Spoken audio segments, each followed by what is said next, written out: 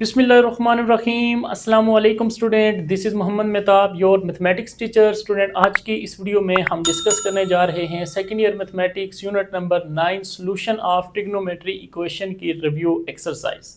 तो जैसा कि आपको नाम से आइडिया होगा कि रिव्यू एक्सरसाइज डिस्कस करने लगे हैं, तो रिव्यू का मतलब हमने इस पूरे चैप्टर को क्या करना है, रिवाइज करना है। जो जो इसमें मेन कंसेप्ट पढ़े थे वो सारे हम इसमें करेंगे रिवाइज। तो टाइम वेस्ट किए बगैर चलते हैं क्वेश्चन नंबर 1 की तरफ। क्वेश्चन नंबर 1 आपको पता है हमारे पास कौन सा होता है, एमसीक्यूज। तो एमसीक्यूज को हम क्या करेंगे, सॉल्व करेंगे। तो मैंने इससे प्रीवियस जो चैप्टर नंबर 8 की आपको रिव्यू एक्सरसाइज पढ़ाई है उसमें भी आपको बताया था कि ट्रिग्नोमेट्री के जो क्वेश्चन होते हैं वो बहुत ईजी होते हैं। एमसीक्यूज वो आप कैलकुलेटर की हेल्प से सॉल्व कर सकते हैं, लेकिन कुछ एमसीक्यूज आएंगे जो कैलकुलेटर से हेल्प से नहीं होंगे, लेकिन हम उसको सॉल्व कर लेंगे। मेथड हमने डिटेल से पढ़े हुए हैं। फिर भी अगर आपने नहीं पढ़े हुए, हम यहाँ पे दोबारा उसकी रिवीजन करेंगे तो आपको वो कंसेप्ट क्लियर हो जाएगा। तो स्टार्ट करते हैं टाइम वेस्ट किए बगैर। Question number 1, choose the correct answer. और हमारे पास क्वेश्चन नंबर 1 क्या है, साइन 2x के रूट 3/2 की वैल्यू बताएं। जबकि आपको ये कह रहा है कि जो x की वैल्यू है वो बिलोंग करती है इस इंटरवल में 0 से 2 pi. Then the value of x की वैल्यू बताएं क्या है। तो यहाँ पे देखें हमारे पास दो वैल्यूज शो हो रही हैं। पार्ट 1 की बात करें तो कैलकुलेटर आपने हाथ में रखना है, कैलकुलेटर को कन्वर्ट करना है सबसे पहले रेडियन में। इसके बाद अब यहाँ से देखें हमें x की वैल्यू चाहिए, ठीक है। x की वैल्यू पूछ, इसका मतलब पहले साइन को उठाएं दूसरी तरफ लेके जाएं, तो साइन दूसरी साइड पे जाके साइन इनवर्स हो जाएगा। और क्या करेंगे, स्क्वायर रूट 3, और स्क्वायर रूट 3 को डिवाइड कर देंगे किससे, 2 से। तो जब इसको स्क्वायर रूट 3 को 2 से डिवाइड करेंगे तो मेरे पास आंसर आ रहा है पाई/3, यानी 2x की वैल्यू मेरे पास इस साइड पे क्या रह गया था। पार्ट नंबर 1 की बात कर रहा हूँ, 2x is equal to sine inverse जब लिया तो मेरे पास आ गया पाई/3। अब आप ये चीज़ देखें कि ये जो वैल्यू है आपके पास साइन 2x की, ये वैल्यू क्या है, पॉजिटिव है, ठीक है। साइन की वैल्यू पॉजिटिव है, तो साइन पॉजिटिव कहाँ कहाँ पे होता है, तो आपको पहले ये पता होना चाहिए। क्वाड्रेंट बनाए, ऐड शुगर टू कॉफ़ी, इसमें मैंने कहा था साइन जो है वो फर्स्ट सेकंड में पॉजिटिव है और फर्स्ट में पॉजिटिव है, बाकी दोनों में नेगेटिव है। तो इसका मतलब जो है वो आपके पास क्वाड्रेंट को देखना है, लिमिट वो आपके 0 से 2 पाई, यानी फोर्थ क्वाड्रेंट कंप्लीट है, फर्स्ट और सेकंड। फर्स्ट में भी है और सेकंड में भी है। तो अगर फर्स्ट में है, इफ फर्स्ट क्वाड्रेंट, देयरफॉर आप क्या कहेंगे, यही वैल्यू आएगी सर, 2 मल्टीप्लाई साइड पे जाके डिवाइड कर दें तो x इज इक्वल टू पाई/6। एक आंसर हमें पता चल गया, ये आ गया।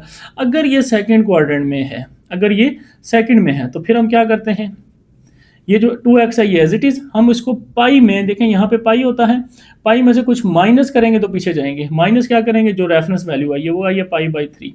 तो यहाँ से सिंप्लीफाई करें इसको, सिंपल 3 एलसीएम लेंगे, 3 - 1 2 पाई/3। तो ये 2 मल्टीप्लाई हो रहा है, उस साइड पे जाके डिवाइड करेंगे, या 2 को यहाँ से कैंसिल कर दें, बात एक ही है। तो x इज इक्वल टू पाई/3, ये आपके पास दूसरा आंसर आ गया। तो ये दो आंसर जो है हमारे पास आ गए, एक पाई/3 और पाई/6। तो कौन सा राइट ऑप्शन है, राइट ऑप्शन है आपके पास ए। ठीक हो गया, उम्मीद है समझ आई होगी। मूव करते हैं सेकंड पार्ट की तरफ। For what value of x, x की वैल्यू बताएं। x की वैल्यू पहले भी उसने पूछी थी, ट्रिग्नोमेट्री इक्वेशन आप ये दी हुई है, ये बहुत आसान है। Sign is equal two cos है, तो कास उस साइड में मल्टीप्लाई और इस साइड पे आगे क्या होगा, डिवाइड होगा। साइन बाय कास क्या बनता है, टेन बनता है, उस साइड पे क्या रह जाएगा, 1 रह जाएगा। जब कास इस साइड पे आएगा तो 1 रह, टेन इज इक्वल टू 1 आ गया। तो आपके पास 10x इज इक्वल टू 1 ये वैल्यू है। अब यहाँ से आप देखें फिर दो आंसर है सारे, इसका मतलब क्वाड्रेंट के केस में जाना पड़ेगा। तो पहले तो 10 को देखें, 10 की वैल्यू पॉजिटिव है। 10 पॉजिटिव कहाँ पे होता है, या तो फर्स्ट में होगा या फिर अपने घर में होगा, ठीक है, थर्ड में। अगर तो फर्स्ट में है तो मतलब वही वैल्यू आएगी, फर्स्ट में नो चेंज। इसका मतलब आप 10 को उस साइड पे लेके जाएं, 10 इनवर्स 1 कर लें, 10 इनवर्स 1 आपको पता है पाई/4 पे आता है, ठीक है। तो इसका मतलब एक आंसर तो हमें पता चल गया पाई/4। तो इसमें ऑप्शन में देखें पाई/4 इसमें भी है, इसमें भी है और डी में भी है। इसका मतलब डी तो नहीं हो सकता, ठीक है, क्योंकि उसमें ए की वैल्यू है, दो आंसर आ रहे हैं। इसमें भी नहीं हो सकता, ए और बी में से कोई आंसर होगा। तो अभी देख लेते हैं। अब हमने क्या कहा था, थर्ड में 10 पॉजिटिव होता है, क्योंकि ये पॉजिटिव है। यहाँ पे आप आगे एक चीज़, क्योंकि एमसीक्यूज हैं आपको समझ आनी चाहिए सिर्फ, इसलिए मैं डिटेल नहीं पढ़ा रहा। 10 पॉजिटिव कहाँ पे होता है, फर्स्ट में एंड थर्ड में, अपने घर में। तो फर्स्ट में तो ये आ गया, अगर थर्ड में हो, अगर थर्ड में हो, देयरफॉर आप क्या कहेंगे, x एंगल x ही है हमारे पास, थर्ड में हो तो सर क्या करते हैं, पाई में प्लस करेंगे। जैसे सेकंड में जाने के लिए पाई में माइनस, थर्ड में जाने के लिए पाई प्लस। तो बेसिक वैल्यू क्या थी हमारे पास, पाई/4। तो सिंपल एलसीएम लें, 4 4 + 1 5 पाई/4 आपके पास दूसरा आंसर। तो देख लें पाई/4 और 5 पाई/4 कौन सा राइट ऑप्शन है, B is the right option. समझ आ गई? ओके, नेक्स्ट इसी तरह थर्ड पार्ट की तरफ मूव करते हैं। Solution set of trigonometry equation, ये ट्रिग्नोमेट्री इक्वेशन दिया, इसका सोल्यूशन सेट बताएं। अब यहाँ से क्वेश्चन के आंसर को भी देख के आपने देखना है हम क्या। अब यहाँ पे क्वाड्रेंट की तरफ जाने की जरूरत नहीं है, क्यों कि यहाँ पे एक ही आंसर है। दूसरे आंसर के लिए क्वाड्रेंट हम देखते हैं, फर्स्ट है, सेकंड है, थर्ड है, तो यहाँ पे एक या सिंपल आप क्वाड्रेंट, हालांकि उसने क्वेश्चन में कहा है फोर्थ क्वाड्रेंट, यानी फोर्थ क्वाड्रेंट में है ये, लेकिन हमें उसकी जरूरत नहीं है। हम यहाँ से डायरेक्ट आंसर निकाल सकते हैं। इसको साइड पे ले जाएं, प्लस उस साइड पे जाके माइनस, 2 मल्टीप्लाई साइड पे जाके डिवाइड। दूसरे लफ्जों में आप ये कहेंगे साइन इनवर्स, उस साइड पे जाके -√3 डिवाइड बाय 2 मल्टीप्लाई और साइड पे जाके डिवाइड करेंगे, तो आपके पास कैलकुलेटर से आंसर -π/3 डायरेक्ट आ जाएगा। कुछ भी नहीं करना आपने, ठीक है, सिंपल। ये प्लस है उस साइड पे जाके माइनस, ये 2 मल्टीप्लाई साइड पे जाके डिवाइड, फिर इसका साइन इनवर्स ले लें, तो आपके पास आंसर आ रहा है -π/3, जो आपके पास बी ऑप्शन राइट ऑप्शन, ठीक हो गया। नेक्स्ट पार्ट 4 की तरफ मूव करें। cos square x 1/2। अब स्क्वायर को खत्म कर दे सिंपल, क्योंकि x हमें चाहिए होगा, तो स्क्वायर खत्म करेंगे तो यहाँ पे क्या आएगा 1/√2। तो cos x 1/√2, दूसरे लफ्जों में वो ये क्वेश्चन पूछ रहे हैं। तो जब स्क्वायर रूट लेते हैं तो हमारे पास दो आंसर आते हैं, एक cos हमारे पास आएगा +1/√2 और एक हमारे पास आएगा cos x -1/√2। बात समझ आ गई? क्योंकि हमने स्क्वायर लिया, बोथ साइड पे स्क्वायर रूट लिया, वो स्क्वायर रूट से कैंसिल यहाँ पे आ गया, +-2 आ गए। अब यहाँ पे एक चीज़ इंपॉर्टेंट थी, ये क्वाड्रेंट, इसकी जो लिमिट है वो इंपॉर्टेंट है, 0 से π, it means first second quadrant, दो क्वाड्रेंट की बात कर रहे हैं। अगर तो मैं फर्स्ट क्वाड्रेंट में हूँ, अगर तो हम इस केस को डिस्कस करते हैं पॉजिटिव, तो cos पॉजिटिव कहाँ होता है? फर्स्ट में होता है, और अपने घर में होगा फोर्थ में।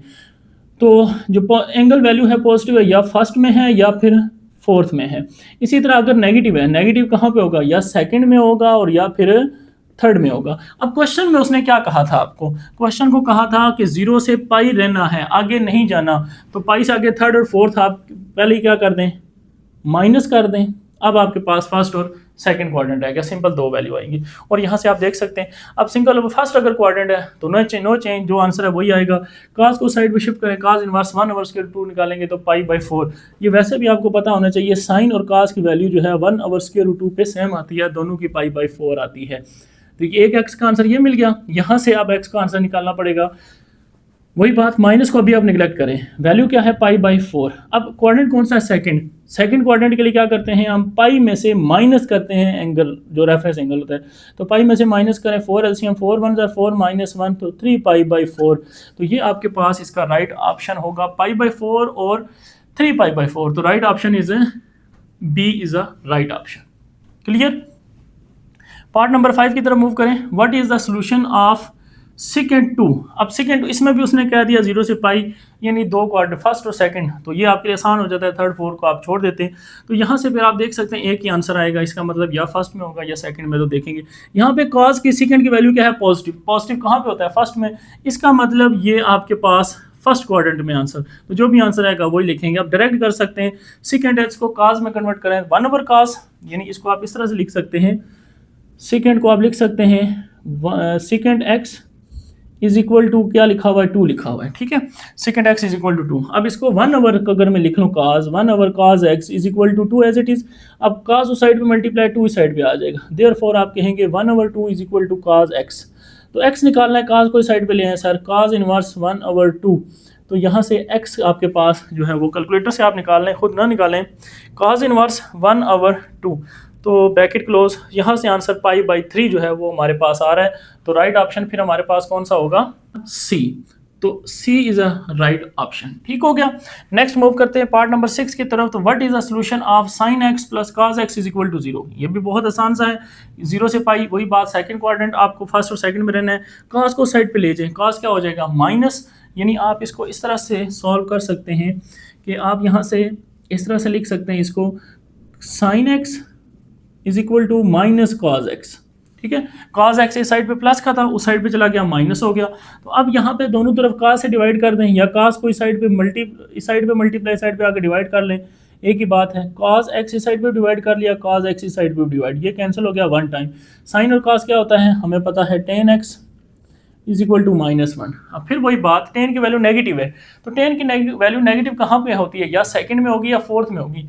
लेकिन क्वेश्चन में उसने क्या कहा था, फर्स्ट और सेकंड में रहना है, थर्ड फोर्थ में नहीं जाना। इसका मतलब फोर्थ की तो बात ही खत्म हो गई। इसका मतलब आपके पास एंगल जस्ट जो है वो सेकंड में रहना चाहिए, सेकंड क्वाड्रेंट में। तो यहाँ पे आप लिख लें पहले ही कि सेकंड क्वाड्रेंट में हम इसका आंसर निकालेंगे। अब टेन को साइड पे शिफ्ट कर दें, टेन इनवर्स 1 कैलकुलेट करेंगे तो पाई/4, तो पाई/4 है आपके पास आंसर। तो आप सेकंड में जाने के लिए क्या करेंगे, पाई में से माइनस कर देंगे पाई/4, तो 4 - 1 3 पाई/4 आपके पास इसका। तो इसका मतलब इसका राइट ऑप्शन आपके पास कौन सा होगा, D is a right option. ठीक हो गया। नेक्स्ट चलते हैं, पार्ट नंबर 7 है, one solution of the trigonometry equation cos x plus sin x is equal to √2 if x belongs to 0 to 2 pi. कह रहा है कि आप इस इक्वेशन का सोल्यूशन बताएं और इसका x जो है वो 0 से 2 पाई के बिलोंग करना चाहिए इसमें। अब अपने आप सोल्यूशन देखें, सोल्यूशन को देख आपको आइडिया होगा। यहाँ पे 0 से 2 पाई है, इसका मतलब वैल्यू सारी पॉजिटिव है, नेगेटिव कोई नहीं है। इसका मतलब ये बी ऑप्शन निकल गया, इसको छोड़ दें। इसको देखें तो ये 2 कैंसिल हो जाएगा, 2 पाई/2 90 आ रहा है, और इसको देखें 3 पाई, 1 2 और ये 3, इन तीनों में से कोई पॉसिबिलिटी है सोल्यूशन की आने की, और बी वाला ऑप्शन तो निकल चुका है। अब आपने देखना है कि इसको अगर इस क्वेश्चन को सॉल्व करने बैठे, क्योंकि एमसीक्यूज हैं, तो ये आपके अच्छा वाला टाइम लेगा, क्योंकि ये 2 ट्रिग्नोमेट्री फंक्शन है। मैंने कहा था एक को साइड पे ले जाते हैं, taking square on both side. ये हमने 9.1 में जो क्वेश्चन किए थे, स्क्वायर लेंगे, फिर आपके पास 2 आंसर आएंगे, फिर आप उनको चेक करेंगे, तो काफ़ी मुश्किल है। तो आप इसको एमसीक्यूज है तो हमने इसको ट्रिक से सॉल्व करें। ट्रिक ये है, आपके पास जो जो आंसर लिखा हुआ है उसको इस एक्स की जगह पुट कर दें, सिंपल। तो अगर मैं यहाँ पे इसमें अगर फर्स्ट एमसीक्यूज पुट कर दूं, यानी पाई/4 पुट करूं, तो देखें क्या आंसर आता है, cos पाई/4 प्लस साइन पाई/4। आंसर मुझे क्या लाना है, √2। अगर आ गया तो ये इसका सोल्यूशन होगा। अब cos पाई/4 साइन पाई/4 अभी आपको बताया था 1/√2 होता है, तो यहाँ पे भी 1/√2 प्लस 1/√2। अब आप चाहें तो इसको कैलकुलेटर पे लिखें, अगर 1/√2, तो इसी तरह इसको प्लस कर लें दोबारा से 1/√2। ठीक है, खुद से कुछ ना करें तो आपके पास डायरेक्ट आंसर जो है वो √2 आ जाता है। यानी इसको सिंप्लीफाई करेंगे तो आपके पास आंसर √2। इसका मतलब कि यहाँ पे अगर मैं पाई/4 पुट करूँ तो ये इसका जो है वो सोल्यूशन होगा, इसको सेटिस्फाई करेगा। ये तो इसमें कभी भी नहीं आ रहा। आप पाई/2 90 पुट करके देखें तो 90 पे क्या होता है, cos 90 और sin 90, sin 90 पे 1, cos 90 पे 0, 1 + 0 1 1 आ रहा है, तो हमें तो क्या चाहिए था, 2 चाहिए था, √2। इसका मतलब ये भी आंसर नहीं आ रहा, ये ज़ुबानी चेक हो जाता है। इसी तरह 3 पाई/2 भी आप चेक कर लें, अगर पेपर में वो पहले आया, ये आखिर पे है, तो कोई टाइम नहीं लगना आपका। ठीक है, सिर्फ एक को चेक करना पड़ेगा और इसका आंसर आपको पता चल जाएगा। जैसे ही वो इक्वल नहीं आएगा तो आपको, या आप डायरेक्ट भी cos x की जगह वो वैल्यू लिखें प्लस sin x की जगह वो वैल्यू लिखें, तो आपको पता चल जाएगा कि √2 आ रहा है या नहीं आ रहा। ठीक हो गया। इस तरह से एमसीक्यूज को सॉल्व करेंगे। Part number 8, what is the general solution of this equation. इस इक्वेशन का जनरल सोल्यूशन क्या होता है। अब जनरल सोल्यूशन जब भी हमने निकाले थे तो मैंने आपको कहा था इनका जनरल जो पीरियड होता है वो ऐड करते हैं। साइन और काज में मैंने कहा था 2n पाई ऐड होता है। ठीक है, टेन में जो है वो हमारे पास n पाई ऐड होता है, सिर्फ पाई होता है, यानी उसके साथ n लगा देते हैं। तो अब आप सबसे पहले ये देखें, कॉज है, कॉज में 2n पाई वाला जो है वो ऑप्शन आपका होगा। एक इसमें भी नहीं है, इसमें भी नहीं है, इसमें है और इसमें है। अब इसमें कोई वैल्यू रेफरेंस एंगल तो है ही नहीं, यानी 0 क्या इसका आंसर आ रहा है। अगर तो 0 आ रहा है तो फिर तो इसका 2n पाई आंसर होगा, लेकिन अगर कुछ और आ रहा है, पाई वगैरह आ रहा है, तो फिर सी। अब या सी होगा या डी होगा। एमसीक्यूज को पहले इस तरह चेक करना है। तो अब यहाँ से देख लेंगे कैसे, +1 उस साइड पे जाए तो मेरे पास क्या हो जाता है, cos x -1। ठीक है, अब x निकालना है, cos इनवर्स -1। अब कैलकुलेटर आपके हाथ में होगा, आप cos इनवर्स -1 पुट करें और आपके पास जो है आंसर, कैलकुलेटर को सेट करना है रेडियन में। ठीक है, अगर डिग्री में हुआ तो 180 देगा। तो यहाँ से देख लें आंसर जो है वो पाई आ रहा है। ठीक है, पाई आ रहा है, पाई में जस्ट पीरियड ऐड करना है 2n पाई। इसका मतलब सी इज अ राइट ऑप्शन। ठीक हो गया। इस तरह से आप फौरन एमसीक्यू सॉल्व कर लेंगे। नेक्स्ट चलते हैं जी एमसीक्यूज नंबर 9 की तरफ। For what value of x, x की कौन सी वैल्यू के लिए और इंटरवल 0 से 2 पाई ओपन है। ये जो है sin x is equal to -1/2, ये आंसर जो है वो कब आएगा, x में क्या पुट करूं तो मेरे पास -1/2 आएगा। इनमें से ऑप्शन मुझे बताएं। तो आप क्या करेंगे, सबसे पहले इसको वैल्यूएट करेंगे। ठीक है, साइन को उस साइड पे लेके जाएं। आप जस्ट ये देखें साइन की वैल्यू नेगेटिव है। ठीक है, साइन नेगेटिव कौन से क्वाड्रेंट में होता है, साइन नेगेटिव होता है फर्स्ट में पॉजिटिव, सेकंड में पॉजिटिव, थर्ड में होता है और फोर्थ में होता है। अब क्वाड्रेंट की बात आएगी क्योंकि 2 आंसर हैं। ठीक है, तो अब साइन उस साइड पे जाके साइन इनवर्स 1/2, सिर्फ माइनस को छोड़ देते हैं, माइनस सिर्फ ये बता रहा है क्वाड्रेंट कौन सा है। तो अब आप क्या करेंगे, साइन इनवर्स 1/2 तो ये आपके पास पाई बाई 6 आ रहा है, तो रेफरेंस वैल्यू आपको मिल गई पाई बाई 6। अब अगर आप थर्ड क्वाड्रेंट में जा रहे हैं, ठीक है, अगर थर्ड क्वाड्रेंट में है तो क्या करते हैं, पाई में प्लस कर देते हैं रेफरेंस एंगल, क्या है पाई बाई 6, तो क्या आ गया 6 + 1 7 पाई बाई 6।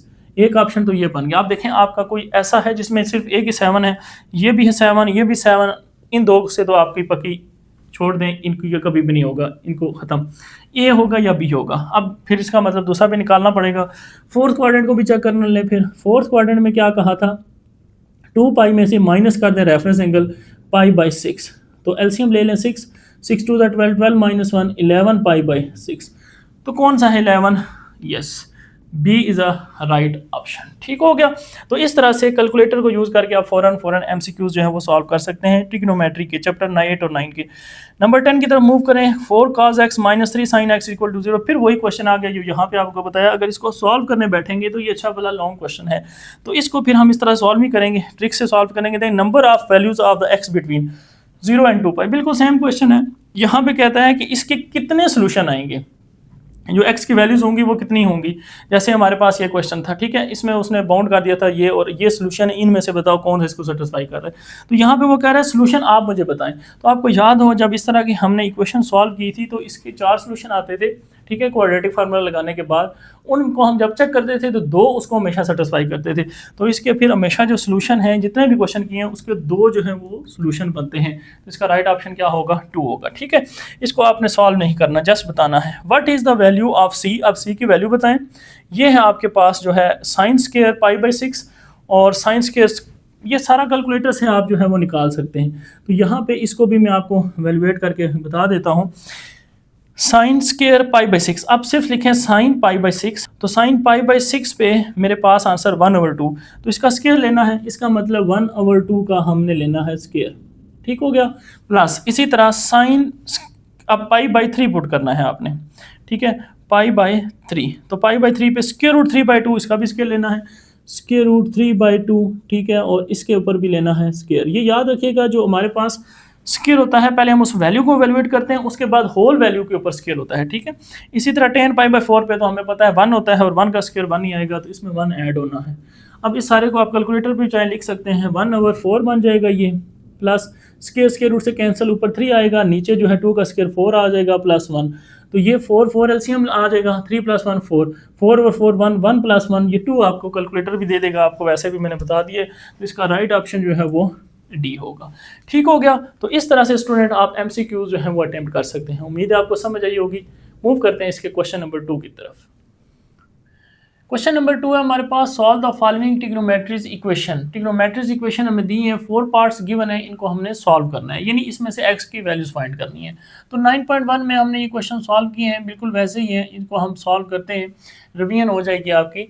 तो सबसे पहले हमने क्या कहा था कि 2 ट्रिग्नोमेट्री फंक्शन है, इसको एक बनाना है, यानी एक साइन है एक काज है। आप चाहें तो एक पूरे इक्वेशन साइन में बना लें या पूरी इक्वेशन काज में बना लें। तो अब यहाँ से काज स्क्वायर जो है वो इजी है, यहाँ से अगर मैं इसको पुट कर लूँ, आइडेंटिटी क्या होती है, 1 - sine square x -6 sine x = 0।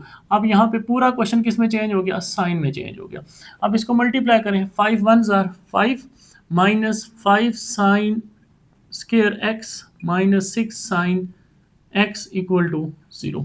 अब पूरी इक्वेशन को चाहें तो माइनस से मल्टीप्लाई कर दें, उससे फ़ायदा ये होगा कि 5 साइन स्क्वायर x माइनस है तो प्लस 6 साइन x, ये प्लस था ये हो जाएगा माइनस, यानी इक्वेशन में सारी वैल्यूज़ प्लस की हो जाएंगी और एक वैल्यू माइनस की होगी, और दूसरी बात एक्स स्क्वायर जो है फर्स्ट जो टर्म है वो पॉजिटिव हो जाएगी। ठीक है, अब अगर आप साइन स्क्वायर को, साइन को लेट कर लें कि साइन जो है हमारे पास, सपोज वो हमारे पास है, लेट साइन स्क्वायर एक्स जो है वो हमारे पास सपोज वाई है, तो आपका क्वेश्चन बड़ा आसान हो जाएगा।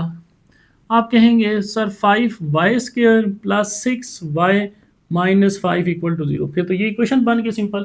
अब यहाँ से y के आंसर कैलकुलेट करने हैं। अब इसके फैक्टराइजेशन करें, क्वाड्रेटिक फार्मूला लगाएं, ये आपकी मर्जी है। फैक्टराइजेशन देखें तो अगर पॉसिबल है तो कर लें, 5 से मल्टीप्लाई 25। अब 25 के आपने फैक्टर ढूंढने हैं, उनको प्लस माइनस करें तो 6 आए। ठीक है, तो यहाँ पे आप इसको चेक कर सकते हैं इस तरह से, 5 5s are 25 और 5 1s are 5। ऑप्शन है ही नहीं, यानी 5 और 5 है, 5 और 5 को ऐड करेंगे 10 होता है, 6 तो होता ही नहीं है। इसका मतलब क्वाड्रेटिक फार्मूला लगाना पड़ेगा।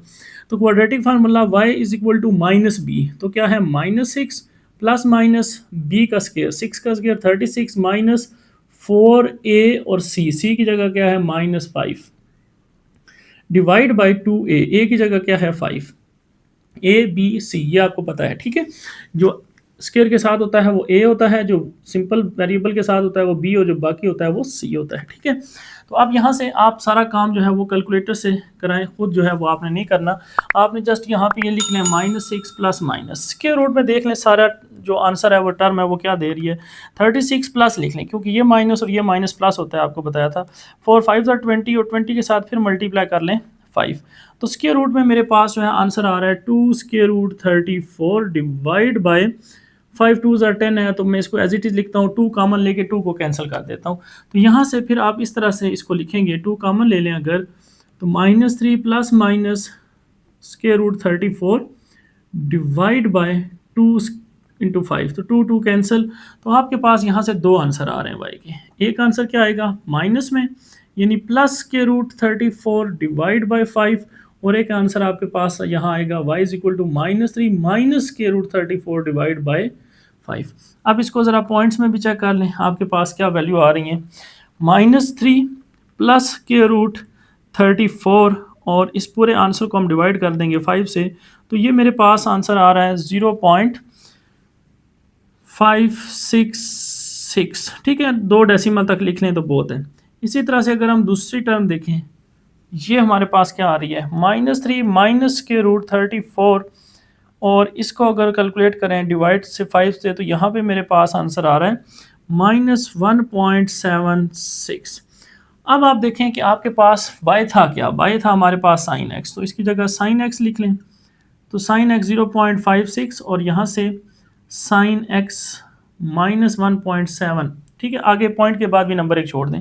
अब आप खुद बताएं कि जो साइन और कास की जो रेंज हमने कही थी वो क्या कही थी, वो ये कही थी कि सर इसकी रेंज जो है वो -1 से लेके 1 तक आएगी, यानी -1 से मज़ीद पीछे नहीं जाएगी और 1 से आगे नहीं जाएगी। तो ये -1 से पीछे आ चुकी है, -1, उसके बाद -1.1 1.2 3 4, ये तकरीबन -2 के पास है, आप अगर कह सकते हैं, ठीक है। तो ये तो फिर इस इंटरवल से बाहर निकल गई, इसका मतलब ये इस इंटरवल में बिलोंग नहीं करेगा, ये आपका सोल्यूशन में नहीं जाएगा, इसको आप कर देंगे क्रॉस।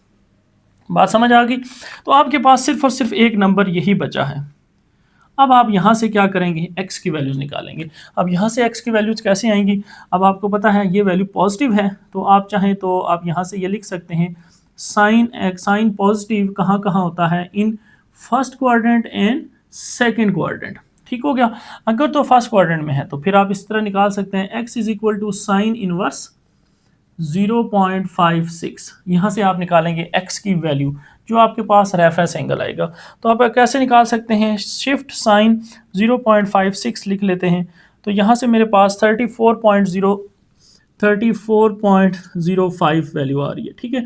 ये पॉइंट्स आगे पीछे हो सकते हैं, पॉइंट के बाद की बात कर रहा हूँ, क्यों हो सकते हैं, क्योंकि हमने 0.56 इसका राउंड ऑफ कर दिया। अगर एग्जैक्ट यही वैल्यू लिख के आप साइन इनवर्स लगाएंगे तो आपके पास हो सकता है जो एक्यूरेट आंसर है वो आ जाए, ठीक है। तो इस तरह से आपके पास फर्स्ट क्वाड्रेंट के लिए ये वैल्यू आ चुकी है, फर्स्ट क्वाड्रेंट में नो चेंज। अब अगर हम चलते हैं सेकेंड क्वाड्रेंट के लिए, तो सेकेंड क्वाड्रेंट के लिए क्या करते हैं, आपको पता है हम पाई में से माइनस कर देते हैं, क्योंकि पीछे जाना है। पाई में से माइनस क्या करेंगे, रेफरेंस वैल्यू, रेफरेंस वैल्यू क्या है 34.05।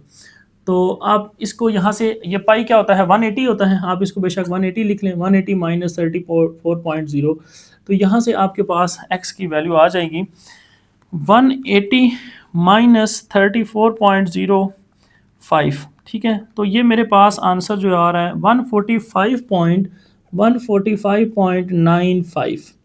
तो ये x की वैल्यू आ गई हमारे पास दूसरी। दो वैल्यूज़ मैंने आपको MCQs भी बताया अभी इस तरह का कि इसकी हमारे पास दो वैल्यूज़ आती हैं, ठीक हो गया। तो अब इन दो वैल्यूज़ आप सोल्यूशन सेट में लिखना चाहें, जैसे बुक में आंसर में सोल्यूशन सेट लिखा हुआ है और लिखा हुआ है जर्नल वैल्यू लिखी हुई सारी, तो क्वेश्चन में अगर आ जाए solve the following trigonometric equation in general solution, तो फिर आपको इसको सोल्यूशन सेट में लिखना है। तो सोल्यूशन सेट में आप कैसे लिखेंगे, आप लिखेंगे 34.0 5, इसके साथ पाई मल्टीप्लाई और 180 क्या कर देते हैं, डिवाइड कर देते हैं। इसलिए करते हैं कि ये वैल्यू किस में है, डिग्री में है, हम इसको कन्वर्ट करना चाह रहे हैं रेडियन में। तो रेडियन में कन्वर्ट करने के लिए क्या करेंगे, पाई से मल्टीप्लाई और 180 डिवाइड कर देंगे।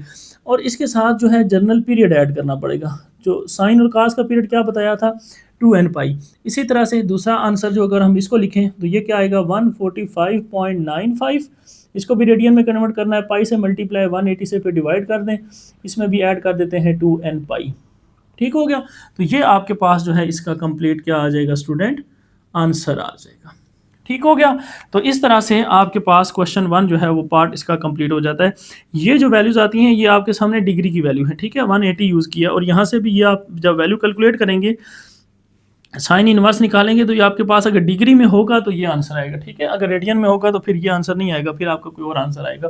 तो आपने इनको डिग्री में ही रहने देना है और आंसर सॉल्व करने हैं। नेक्स्ट चलते हैं पार्ट नंबर 2 की तरफ, इसका सोल्यूशन फाइंड करते हैं। ये भी इसी तरह से इजी क्वेश्चन है। यहाँ पे भी देखें वही बात है कि साइन स्क्वायर और काज, हम साइन को चेंज करते हैं, काज बना लेते हैं, ठीक है। यहाँ पे हमने काज को चेंज किया था, साइन बनाया था, अब साइन को चेंज करके काज बना लेते हैं। तो क्या होगा, 1 minus cos square x minus cos x और माइनस 1 इक्वल टू 0। तो फिर 2 1 ज़ा 2 minus 2 cos square x minus cos x और माइनस 1 इक्वल टू 0। अब फिर ये माइनस का इसको प्लस बनाना चाह रहा हूँ, पूरी इक्वेशन से माइनस से मल्टीप्लाई कर दूंगा, 2 कॉज स्क्वायर एक्स, ये माइनस है तो प्लस हो जाएगा कॉज एक्स। अब यहाँ पे ज़रा सोचें, 2 में से 1 माइनस करेंगे तो प्लस 1, जब माइनस से मल्टीप्लाई करेंगे तो माइनस 1 इक्वल टू 0। अब अक्सर स्टूडेंट मुझसे फिर कमेंट करके पूछें सर ये 2 किधर गया। 2 और माइनस 1 को हमने सॉल्व कर दिया है, ठीक है। इसको और इसको सॉल्व करेंगे तो आंसर मेरे पास आएगा 2 माइनस 1, आंसर मेरे पास आएगा 1 प्लस 1। लेकिन हम इसको क्या करते हैं, माइनस से मल्टीप्लाई किया हुआ, पूरी इक्वेशन को माइनस से मल्टीप्लाई किया हुआ है, ठीक हो गया, ऑन होल इक्वेशन। अब उम्मीद है आपको ये कन्फ्यूजन नहीं रहेगी। तो अब फिर आपके पास क्वाड्रेटिक इक्वेशन बन गई। तो फिर वैसे ही लेट, इसको लेट कर लेते हैं, लेट ये वैल्यू जो है हमारे पास cos x जो है वो y है, सपोज cos x क्या है, y। तो अगर y बनाएंगे तो आपके पास इक्वेशन क्या बनेगी फिर, 2y का square plus y minus 1 equal to 0। अब इसमें देखें क्वाड्रेटिक फार्मूला या फैक्टराइजेशन जो इजी हो, फैक्टराइजेशन देखें, 2 को 1 से मल्टीप्लाई करें 2 आता है, तो 2 के फैक्टर 1 और 1 होते हैं। तो आप यहाँ पे देखें आपको 1 किस तरह से मिल सकता है, 2 माइनस 1 करें तो मिल सकता है। इसका मतलब आपके पास इसके फैक्टर बन सकते हैं। आप इसको ऐसे लिखें, प्लस 2y माइनस वाई, ठीक है, और माइनस 1 इक्वल टू 0। देखें आप दोनों को माइनस करेंगे तो प्लस y आ जाएगा, ये मिल जाएगा, मल्टीप्लाई करें तो माइनस 2y स्क्वायर, तो ये मिल जाएगा। इसका मतलब ये दो यहाँ से कॉमन लें, यहाँ से 2y कॉमन, तो यहाँ से y प्लस 1 आ जाएगा, यहाँ से माइनस 1 कॉमन तो y प्लस 1 इक्वल टू 0। अब ये दोनों एक जैसे हैं, मतलब आपकी फैक्टराइजेशन ठीक है और आपके पास आंसर भी इसके ईजिली आ जाएंगे। तो यहाँ से ये पॉइंट्स वाले आंसर आए थे, यहाँ पे पॉइंट्स नहीं आएंगे, डायरेक्ट आएंगे, क्योंकि हमारे पास एक नंबर आ रहा है। तो y is equal to minus 1 उस साइड पे जाके प्लस 1/2 और यहाँ से y is equal to minus 1। अब y था क्या, y था cos x। इसका मतलब अब यहाँ से आपके पास cos x की दो वैल्यू आई हैं, एक ये वैल्यू आई है और एक आई है cos x आपके पास -1। अब यहाँ पे आपके पास लिखा हुआ फॉर ऑल x, कोई बाउंड नहीं किया हुआ उसने आपको, ठीक है। तो अब आप दोनों इसके लिए सारे सोल्यूशन निकालेंगे। पहले आप इसके लिए निकाल लें, फिर इसके लिए निकाल लेते हैं। तो सबसे पहले निकालते हैं cos x is equal to 1/2 के लिए, ठीक है। तो अब देखें cos की वैल्यू क्या है, पॉजिटिव है, तो कोऑर्डिनेट भी बना लें, ऐड शुगर टू कॉफ़ी। तो cos पॉजिटिव कहाँ कहाँ पे होता है, फर्स्ट में होगा और अपने कोऑर्डिनेट में होगा। यहाँ पे cos क्या होगा, पॉजिटिव। तो फर्स्ट और फोर्थ में, फर्स्ट में तो सेम रहेगा नो चेंज, और फोर्थ में जो है वो चेंज होगा। तो फर्स्ट में आप जस्ट क्या करें, cos को 1/2 करके निकाल लें कि क्या रिजल्ट आता है, यानी cos शिफ्ट cos कर लें, ठीक है। और यहाँ से इस कैलकुलेटर को पहले रेडियन में रख लेते हैं क्योंकि वैल्यूज़ हमें पाई में मिले, 1/2। तो यहाँ से मेरे पास जो आंसर आ रहा है π/3, इसका मतलब x की वैल्यू जो है वो π/3 आ रही है। तो फर्स्ट क्वाड्रेंट में तो सेम रहेगी, नो चेंज। अगर फोर्थ क्वाड्रेंट में रहे तो फिर क्या होगा, फिर हमारे पास 2π में से माइनस करते हैं ये रेफरेंस वैल्यू जो है π/3। तो देयरफॉर x की वैल्यू 3 एलसीएम लेंगे, 3 2 6, 6 - 1 5π/3। तो ये आपके पास दूसरी वैल्यू आ गई। इसी तरह से सेम प्रोसीजर आपने अब यहाँ पे करना है, किसके लिए, cos x -1 के लिए। अब cos माइनस कहाँ पे होता है? सेकंड में होगा, थर्ड में होगा, second quadrant and third quadrant. तो सबसे पहले रेफरेंस एंगल फाइंड कर लेते हैं x का, यानी cos इनवर्स 1 पे क्या आंसर है। माइनस को छोड़ देंगे, माइनस जस्ट ये बताएगा कि सेकंड क्वाड्रेंट और थर्ड क्वाड्रेंट में, यानी क्वाड्रेंट का बताएगा।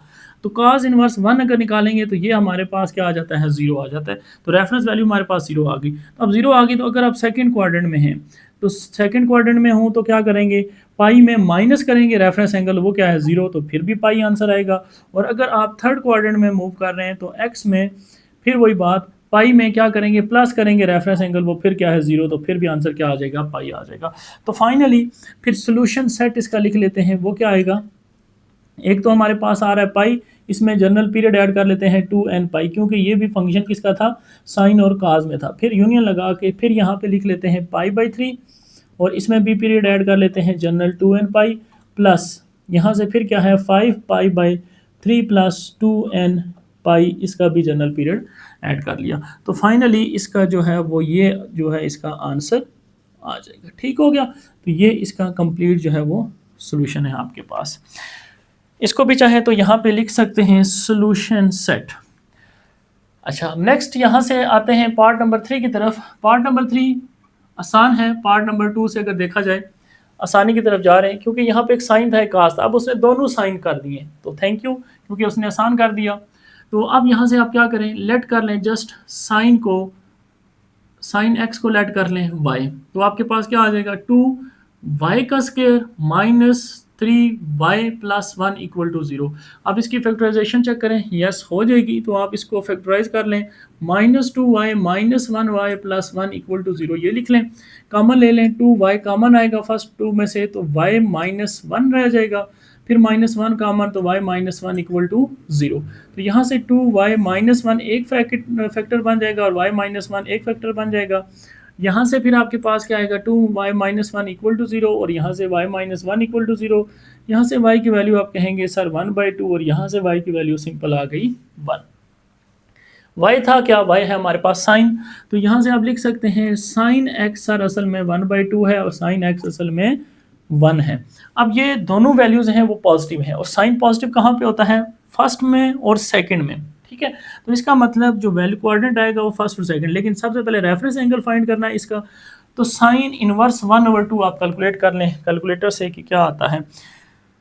तो सबसे पहले कैलकुलेटर को रेडियन में रखना है, इसके बाद साइन इनवर्स 1/2, तो ये मेरे पास पाई/6 वैल्यू आ रही है, ठीक है। रेडियन में इसलिए कि आंसर जो है वो पाई में आ जाएंगे आपके पास, ठीक है। फर्स्ट में भी यही रहेगी। इसी तरह अगर इसको कैलकुलेट करें तो ये 190 पे आता है, साइन 90 पे 1 होता है, तो पाई/2 आप इसको लिख सकते हैं। अब आपके पास जो है वो फर्स्ट क्वाड्रेंट के लिए वैल्यू आ गई है। अब अगर फर्स्ट क्वाड्रेंट है तो आप यहाँ पे लिख सकते हैं, ये भी फर्स्ट के लिए है, ये भी फर्स्ट के लिए सेम है। लेकिन अगर सेकंड क्वाड्रेंट के लिए है तो हम क्या करते हैं, सेकंड में पाई में से माइनस करते हैं रेफरेंस एंगल, पाई/6, तो यहाँ से आंसर 6 एलसीएम 6 - 1 5 पाई/6, यहाँ से तो आंसर आपके पास ये आ जाएगा। और अगर इसको देखेंगे यहाँ से, तो ये भी सेकंड क्वाड्रेंट के लिए, तो पाई माइनस रेफरेंस एंगल यहाँ पे क्या है पाई/2, तो यहाँ से क्या रहेगा, पाई में अगर पाई/2 माइनस करें तो पाई/2 ही रहता है, ठीक हो गया, क्योंकि 1 है, 1 में से हाफ माइनस करते हैं तो हाफ रह जाएगा। तो ये आपके पास जो है वो आंसर आ जाएंगे। तो फाइनली सोल्यूशन सेट लिख लेते हैं इसका भी। सोल्यूशन सेट क्या लिखा जाएगा, एक तो आपके पास आया पाई/2, इसमें भी जनरल फिर वही बात, साइन है तो पीरियड ऐड कर दें, फिर प्लस दूसरी वैल्यू क्या है पाई/6, इसमें भी पीरियड ऐड कर दें, फिर लास्ट तीसरी वैल्यू क्या है आपके पास 5 पाई/6, इसमें भी पीरियड ऐड कर दें। तो इस तरह से हमने ये 9.1 में भी इसी तरह से बिल्कुल क्वेश्चन सॉल्व किए थे, और अभी दोबारा से आपकी रिवीजन होगी, इस तरह से आप इनको सॉल्व करेंगे, ठीक हो गया। अब पाई/2 2 बार था, लेकिन एक बार लिखेंगे, दूसरी बार लिखने की जरूरत नहीं है। इसी तरह से लास्ट क्वेश्चन नंबर 4 इसका देखें, तो ये बहुत आसान है, ये आपका एमसीक्यूज हमने डिस्कस किया है अभी इस क्वेश्चन नंबर 1 में, बिल्कुल वही क्वेश्चन सेम उसने दे दिया है। साइन एक्स ए की फंक्शन दे दिया उसने, वहाँ पे 2 थे, वहाँ पे फिर साइन कॉज में था, बिल्कुल सेम थे। तो ये जो है बहुत ही आसान क्वेश्चन। तो इस प्लस को साइड पे ले जाए, -√3 2 मल्टीप्लाई साइड पे आके डिवाइड। अब साइन नेगेटिव है, तो सबसे पहले ये देखें साइन नेगेटिव कहाँ कहाँ होता है। नेगेटिव होता है in third and fourth quadrant. तो अगर तो अब सबसे पहले रेफरेंस एंगल निकाल लेते हैं। एक्स की वैल्यू क्या है। रेफरेंस एंगल कैसे निकालते हैं, साइन इनवर्स, माइनस को छोड़ देते हैं, ठीक है। माइनस जो है वो हमें जस्ट ये बताता है कि क्वाड्रेंट कौन सा है। तो अब आप क्या करेंगे, साइन इनवर्स के रूट 3/2। तो यहाँ से आंसर मेरे पास π/3 आ रहा है। इट मीन्स आपके पास रेफरेंस एंगल क्या आ गया, π/3। अब रेफरेंस एंगल आ गया। अब अगर थर्ड क्वाड्रेंट में है तो सिंपली आप क्या करेंगे, थर्ड क्वाड्रेंट के लिए आप करेंगे पाई में प्लस कर देंगे रेफरेंस एंगल। ऐसा ही होता है थर्ड में मूव करने के लिए। तो 3 LCM 3 + 1 4π/3, एक आंसर ये आ गया। और इसी तरह से अगर फोर्थ क्वाड्रेंट में है तो फिर क्या करेंगे, 2π में से माइनस कर देंगे रेफरेंस एंगल। तो रेफरेंस एंगल क्या है, 3 3 2 6 - 1 5π/3। तो सोल्यूशन सेट लिख लेते हैं। सोल्यूशन सेट हमारे पास 4π/3 + 2nπ, एक तो ये आ जाएगा, दूसरा 5π/3 और इसमें भी 2nπ। ये मैं सारों में 2nπ ऐड कर रहा हूँ, तो ये नो आप भी पेपर में सारों में बस आंखें बंद करके 2nπ ऐड करते रहे, ऐसा नहीं करना। देखना है अगर क्वेश्चन 10 वाला हुआ तो फिर सिर्फ nπ ऐड करना है, ठीक है। ये एक्सरसाइज में चीज़ बताई थी, अब रिव्यू में 10 वाला क्वेश्चन अभी तक तो नहीं आया, इसलिए मेरा फर्ज बनता था आपको बताना। उम्मीद है आपको क्वेश्चन नंबर 2 की समझ आई होगी। मूव करते हैं नेक्स्ट क्वेश्चन नंबर 3 की तरफ। क्वेश्चन नंबर 3 हमारे पास कह रहा है plot y = cos theta and y = -θ on the same graph. एक ही ग्राफ के ऊपर आपने इसको प्लॉट करना है यूजिंग रेडियन मॉड, और कैलकुलेटर को रेडियन मॉड में सेट करना है। वेरी इंपॉर्टेंट पॉइंट है, इसको समझना है, आपने ज़हन में रखना है। Estimate the solution to cos θ = -θ। वही बात है कि ये y है, y दोनों इक्वल है, तो इसको इक्वेट करेंगे तो cos θ = -θ आ जाएगा आपके पास।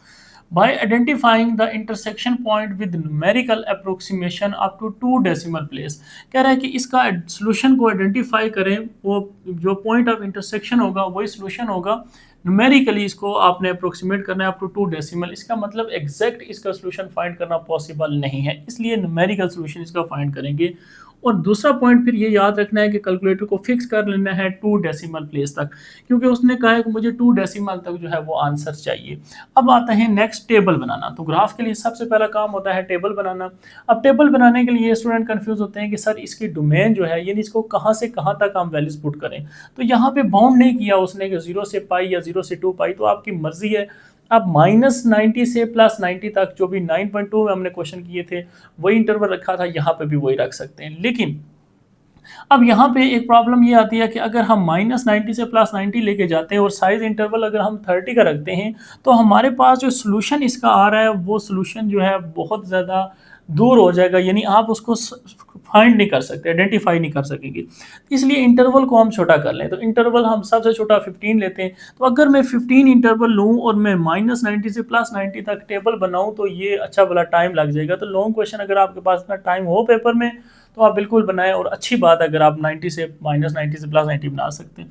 लेकिन साइज इंटरवल 15 ही रखना है। उसकी वजह क्या होगी कि आपके पास जो सोल्यूशन होगा वो आपको इजीली क्लियरली वहाँ से नज़र आ जाएगा ग्राफ से।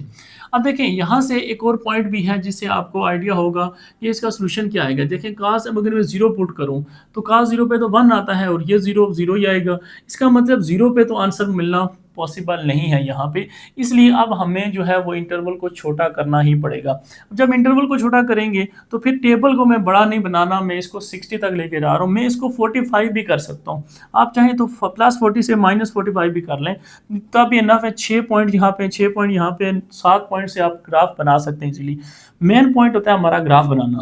तो अब आप क्या करेंगे, यहाँ से y = cos θ का सबसे पहले ग्राफ बनाएंगे। तो टेबल हमने क्या लिखा, -60 से +60 और 15 का साइज डिफरेंस ले लिया। अब फिर आपके माइंड में होगा सर आपने कहा है कि डिग्री की वैल्यू यूज़ नहीं करनी, तो फिर ये 15, 30, 45, 60 क्यों यूज़ किया। ये सिर्फ अपनी अंडरस्टैंडिंग के लिए। असल वैल्यू कौन सी है वो ये ऊपर लिखी है, ये आपने यूज़ करनी है।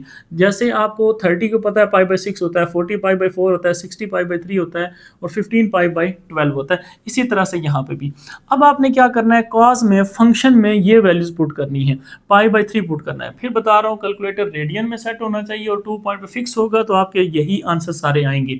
अदर कैलकुलेटर आपका रेडियन पे या 2 डेसिमल पे फिक्स ना हुआ तो इन आंसर से फिर आपके आंसर जो है वो डिफरेंट हो सकते हैं, इसलिए पॉइंट को आपने ज़हन नशीन करना है।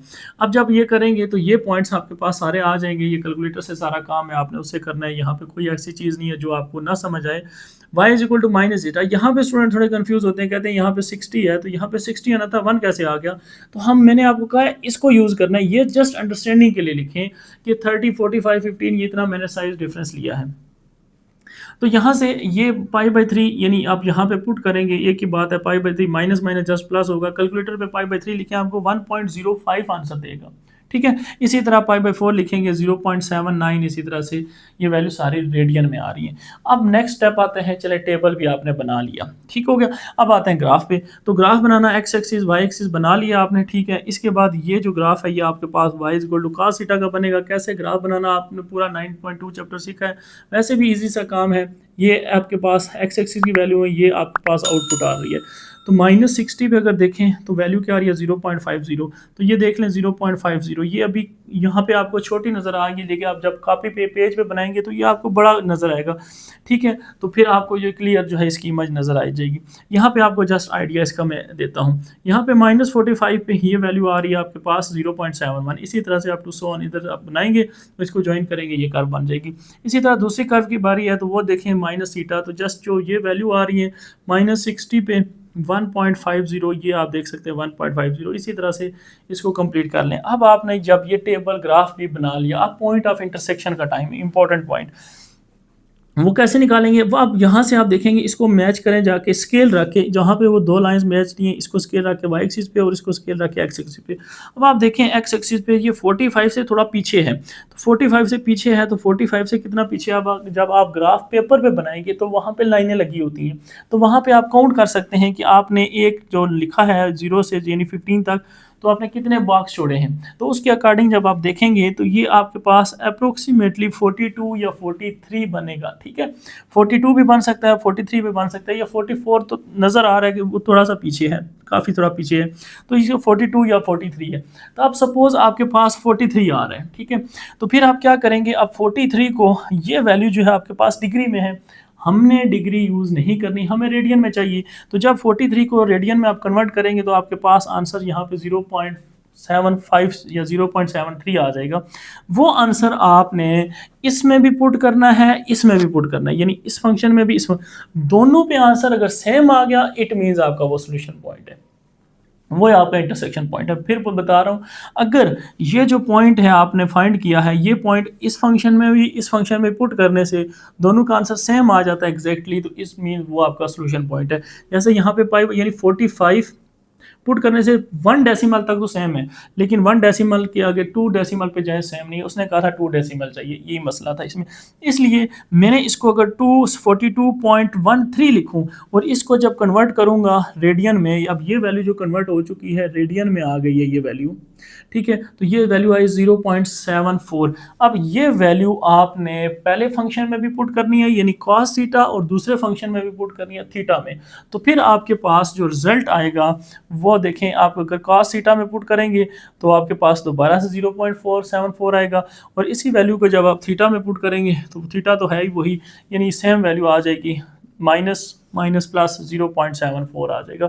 इसका मतलब नेगेटिव आपके पास अगर रेडियन की बात करें तो 0.74 is a point of intersection, ठीक हो गया। तो इसलिए फिर हमने लिख दिया सोल्यूशन 0.74। फिर बता रहा हूँ, ये जो पॉइंट आपके पास आता है ये इसमें भी पुट करें, इसमें भी पुट करें, दोनों में आंसर सेम होना चाहिए, फिर सोल्यूशन होता है। जैसे देखें यहाँ पे थोड़ा सा सेम था, लेकिन एग्जैक्टली 2 डेसिमल तक सेम नहीं था। क्लियर हो गया, इस तरह से आपने पॉइंट ऑफ इंटरसेक्शन ढूंढना है। उम्मीद है आपको समझ आई होगी। नेक्स्ट अब सेकंड पार्ट है, इसी तरह से ये सारे पार्ट इसलिए मैंने पहले ड्रा कर लिए ताकि आपका टाइम वेस्ट ना हो, क्योंकि इतने लेंथी हैं, इसको लिखते लिखते 2 घंटे सिर्फ लेक्चर इसी का बन जाते हैं। हालांकि इसमें इतना कुछ खास नहीं है, सिर्फ टाइम लेते हैं। तो एग्जाम में भी आपने इन क्वेश्चन को सबसे एंड पे अटेम्प्ट करना है, ठीक है। तो आपने यहाँ पे देखें ये साइन थीटा और -2 थीटा। अब अगर इसमें देखूँ मैं यहाँ पे 0 पुट करूँ, यहाँ पे भी 0, साइन 0 पे 0, ये 0, इसका मतलब यहाँ पे तो 0 आंसर मिल जाएगा, मसला ही कोई नहीं है। मैं चाहूँ तो -90 से +90 साइज इंटरवल 30-30 ले लूँ और इसको ख़त्म करूँ, तो वैसे ही किया, -90 से +90 साइन 90 में भी पुट करें -1, अब 60 ये नहीं पुट करनी, ये वैल्यू पुट करनी है पाई/2। तो 1 0.7, क्योंकि ये वैल्यू सारी रेडियन में होंगी, ठीक है। इसी तरह से इसको 2 से पुट करेंगे, 2 मल्टीप्लाई करेंगे, 2 कैंसिल, जस्ट पाई रह जाएगा, पाई की वैल्यू 3.14। सिमिलरली आप सारी वैल्यू जो है वो कैलकुलेट करेंगे। कैलकुलेट करने के बाद जब आपने एक्सिस बनाने हैं और एक्सिस पे ग्राफ ड्रा करना है, तो ये जो ग्राफ है आपके पास, ये ग्राफ बना y is equal to sine x का, साइन थीटा का, और ये जो ग्राफ बनेगा ये बनेगा y is equal to -2 theta का। ठीक हो गया। तो जब ये ग्राफ आपने ड्रा कर लिया, ग्राफ ड्रा करने में मुश्किल नहीं, आपको पहले भी बताएं। अब इनका पॉइंट ऑफ इंटरसेक्शन आप देख सकते हैं वो 0 है, तो यानी यहाँ पे भी 0 पुट करें, यहाँ पे भी 0 पुट करें, दोनों के आंसर सेम आ रहा है जो कंसेप्ट मैंने आपको पहले बताया। तो so point of intersection is 0, simple. Next चलते हैं पार्ट नंबर 3 पे। यहाँ पे अक्सर स्टूडेंट को कन्फ्यूजन होती है कि tan 2 theta is equal and tan and theta by 2, इसका ग्राफ जब ड्रा करना है तो tan का ग्राफ ड्रा कर सबसे पहले माइंड में ये चीज़ लानी है कि tan अनडिफाइंड होता है। कहाँ पे होता है? 90 पे होता है। अब tan के एंगल के साथ 2 भी मल्टीप्लाई हो रहा है, इसका मतलब अगर मैं 45 लिखूं और 45 को 2 से मल्टीप्लाई करूं तो वो तो वहाँ पे 90 अनडिफाइंड हो जाएगा। इसका मतलब मैं 45 से आगे ना बढ़ूं तो बेहतर है। अगर 45 से आगे जाएंगे तो ग्राफ आपका ब्रेक हो जाएगा यहाँ पे, और इसके बाद फिर कोई नया ग्राफ स्टार्ट हो जाएगा। ठीक है, बात समझ आ रही है? तो वहाँ पे फिर उसका और अलग से पॉइंट ऑफ इंटरसेक्शन लेके चलते रहेंगे। इसी तरह फिर इसको 90 का फिर आप इसको इन्फिनिटी तक ले जाएं, क्योंकि डोमेन जो है tan की इन्फिनिटी माइनस इन्फिनिटी से प्लस इन्फिनिटी होती है, वो तो फिर आप कभी भी सारे पॉइंट ऑफ इंटरसेक्शन ही निकाल सकते हैं। इसलिए इजी ये है कि आप बस उसको फर्स्ट इंटरवल तक रखें, यानी जहाँ पे 1 डिफाइंड हो रहा है उससे लेके पहले पॉइंट तक, यानी -π/4 पे अब ये हमारा अनडिफाइंड हो रहा है, क्योंकि -π/4 को जब 2 से मल्टीप्लाई करेंगे 90 तो अनडिफाइंड। इसी तरह -π/4 से +π/4 तक इंटरवल ग्राफ बना लें और आपका काम चल जाएगा। तो यहाँ से फिर साइज इंटरवल, सारी बात है, पहले -15 45 से +45, इसको छोटा ही लिखेंगे तो तभी ग्राफ बनेगा। तो साइज इंटरवल आप 15 रख लिया हमने, तो 0 15 30 45, सिमिलरली 15 30 45। अब 10 में ये π/4 से π/6 ये वैल्यूज पुट करनी है। फिर बता रहा हूँ ये वैल्यूज जस्ट अंडरस्टैंडिंग के लिए लिखता हूँ, ठीक है, ताकि आपको समझ आए साइज इंटरवल कैसे लिया है। और इनको कन्वर्ट करना कोई मुश्किल नहीं है, पाई डिवाइड बाय 180 करना है जस्ट। ये यहाँ पे किया भी है हमने।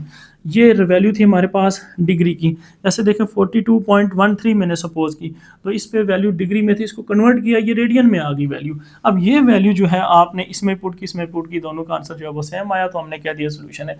इसी तरह से आपने सारी वैल्यूज़ को कन्वर्ट करना है रेडियन में, ठीक है। तो वो आपके पास π/6 π/12 π/6 π/12 यही वैल्यूज़ आती हैं।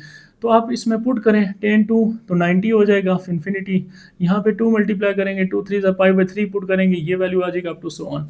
इसी तरह θ/2 के भी। अब ये टेबल बनाना इजी है, कोई मुश्किल नहीं है। आपने ग्राफ ड्रा करना है, tan का ग्राफ आपको पता है ये अनडिफाइंड हो जाता है यहाँ पे।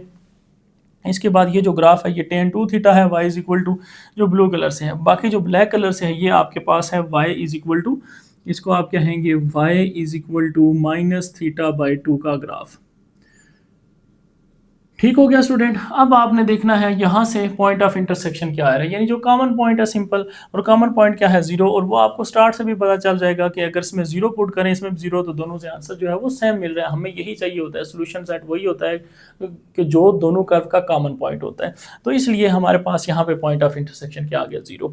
ठीक हो गया स्टूडेंट, उम्मीद है आपको क्वेश्चन समझ आया होगा। ओके स्टूडेंट, मूव करते हैं नेक्स्ट क्वेश्चन नंबर 4 की तरफ।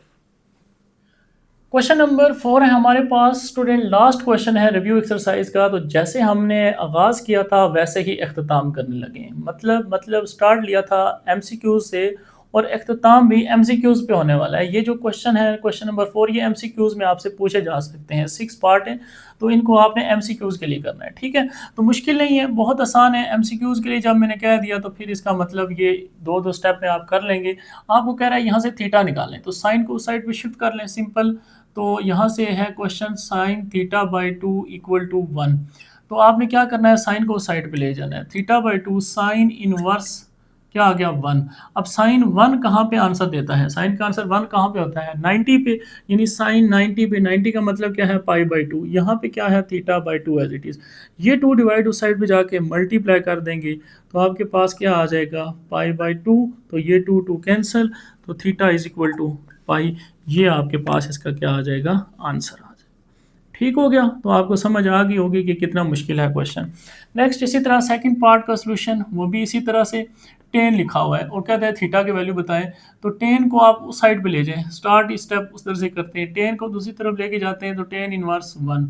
अब टेन इनवर्स वन कहाँ पे आता है, टेन का आंसर यानी टेन कैलकुलेटर से आप चेक कर सकते हैं, टेन इनवर्स वन ये पाई बाई 4 पे हमने चेक किए थे। ठीक है, तो 2 डिवाइड हो रहा है उस साइड पे जाके मल्टीप्लाई करें, तो 2 मल्टीप्लाई होगा पाई बाई 4, तो 2 1 ज़र 2 2 ज़र 4, तो theta is equal to pi by 2 यानी 90 इसका जो है वो राइट ऑप्शन होगा। ठीक हो गया।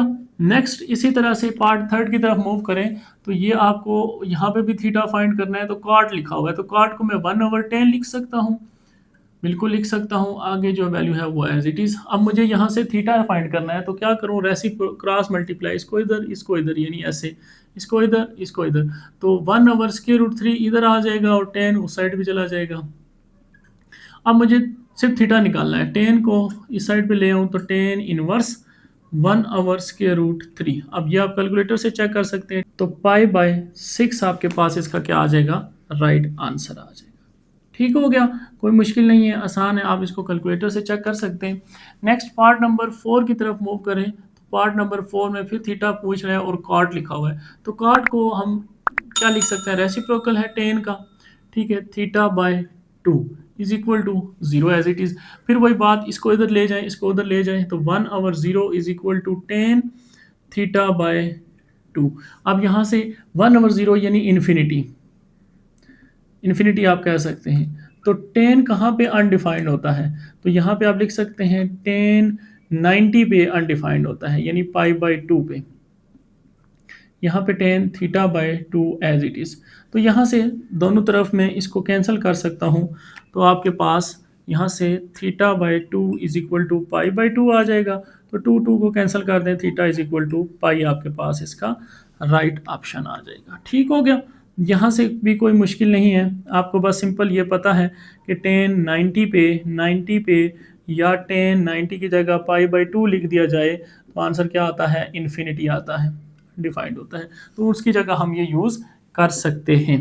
नेक्स्ट पार्ट नंबर 5, इसको सॉल्व करें, तो ये भी मुश्किल नहीं है, सेकेंड है, तो इसको 1/cos लिख सकते हैं इज इक्वल टू 2। अब फिर वही बात, 2 को इधर ले जाए, cos को साइड पे ले जाए, तो cos theta is equal to 1/2, theta निकालना है, cos inverse 1/2, cos inverse 1/2 pi by 3 पे होता है, इसको भी आप कैलकुलेटर से वेरीफाई कर सकते हैं। ठीक हो गया, तो लास्ट पार्ट इसका ये देखते हैं वो क्या आंसर देता है। यहाँ से भी है, फिर थीटा फाइंड करना है, तो cos को हम दूसरी तरफ शिफ्ट कर लें, तो हमारे पास theta plus pi by 2 as it is equal to cos inverse 0 आ जाएगा।